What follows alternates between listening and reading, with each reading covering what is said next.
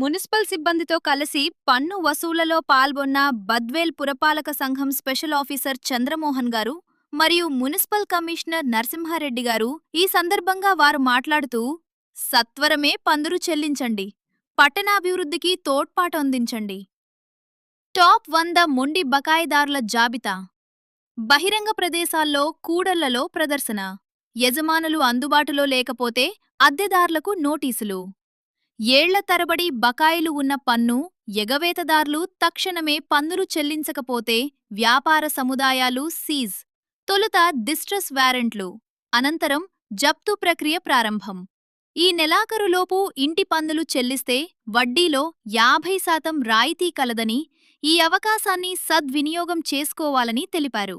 పన్నుల వసూళ్లకు సిబ్బందితో 23 టీంలు ఏర్పాటు చేయటం జరిగింది.